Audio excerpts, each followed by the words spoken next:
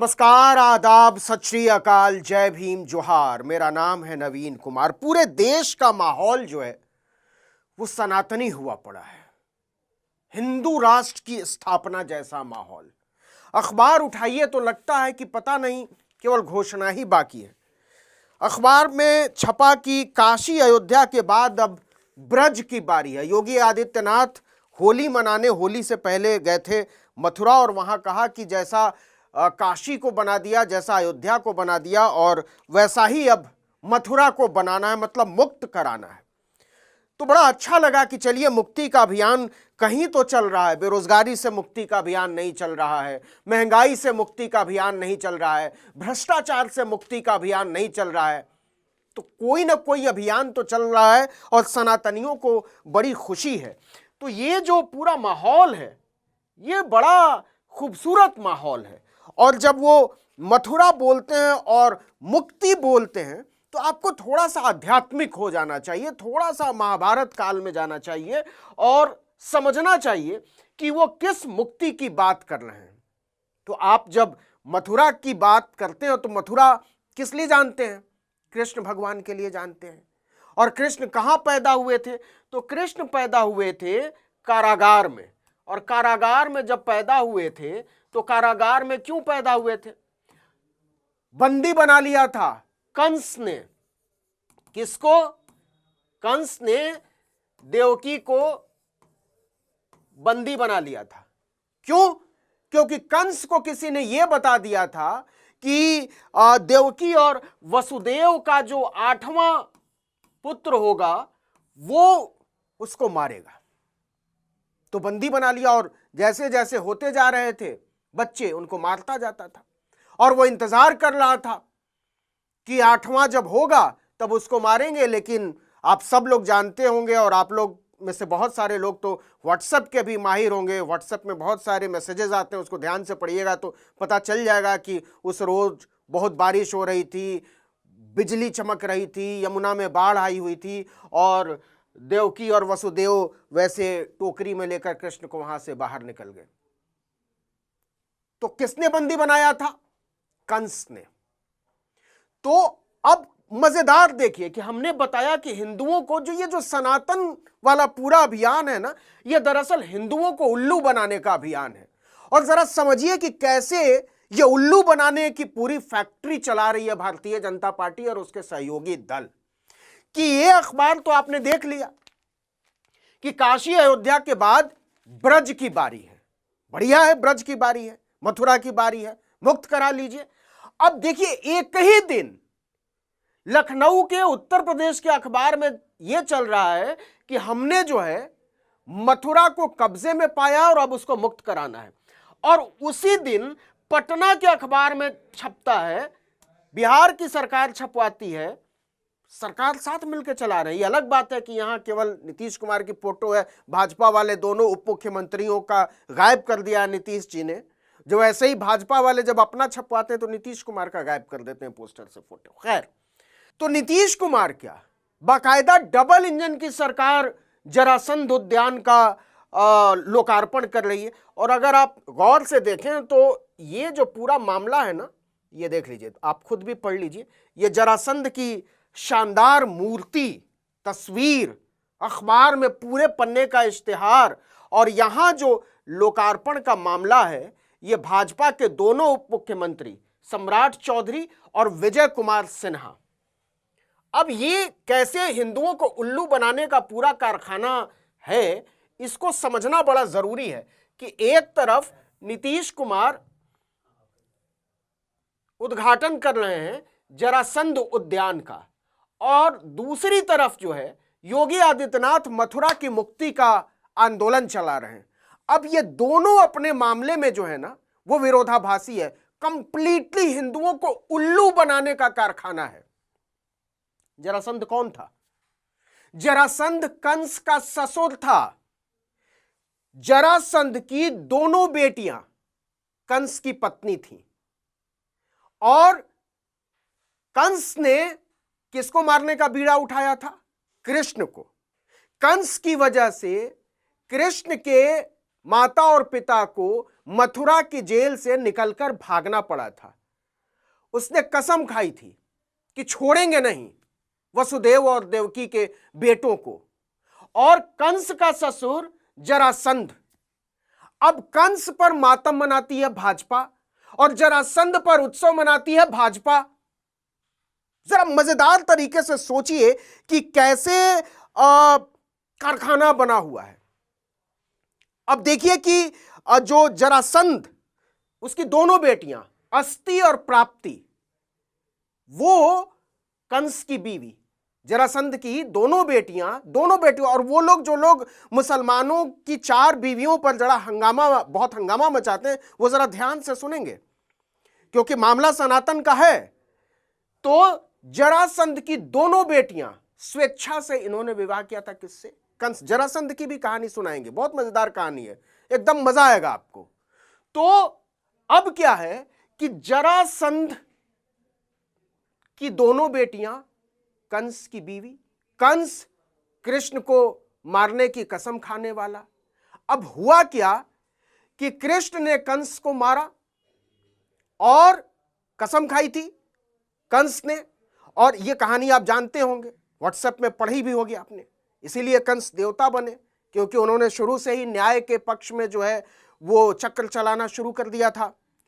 तो अब क्या हुआ कि कंस को मारने के बाद जरासंध ने कसम खाई कि कृष्ण को छोड़ेंगे नहीं।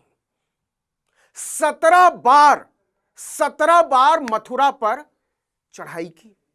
किसने? जरासंध ने, जिसका उत्सव मना रही है भाजपा और नीतीश कुमार। अब ये दोनों तस्वीरें एक साथ देख लीजिए, आपको बहुत मजा आएगा। ये पूरा कारखाना हिंदुओं को उल्लू बनाने का, कि जरासंध ने कसम खाई कृष्ण को उजाड़ देने का। 17 बार मथुरा पर, ये सब लिखा हुआ है, कोई ये मेरी बात नहीं है, ये सनातनियों ने पढ़ा लिखा है और रटा हुआ है कि 17 बार मथुरा पर चढ़ाई की, और जरासंध की चढ़ाई की वजह से कृष्ण को मथुरा छोड़कर द्वारका भागना पड़ा, और इसी जरासंध की वजह से कृष्ण को रणछोड़ कहा जाता है। तो और फिर द्वारका का क्या हश्र हुआ, यह हम सब लोग जानते हैं, यह भी आध्यात्म की किताबों में लिखा हुआ है। तो अब समझ में नहीं आ रहा है। अच्छा, जरासंध का किस्सा भी बड़ा मजेदार है, बस 1 मिनट लगेगा, इसको समझ लीजिए कि जरासंध, ये मथुरा नरेश थे, मगध नरेश। तो जरासंध के जो पिता थे राजा बृहद्रथ मगध के राजा थे। उनकी 2 रानियां, बहुत मजेदार है। ये जो मोरनी के आंसू से बच्चा पैदा करने वाली बात है ना, ये अकेले जया किशोरी की बात नहीं है, बहुत इसका सनातन में बहुत किस्म के उदाहरण मिलेंगे आपको।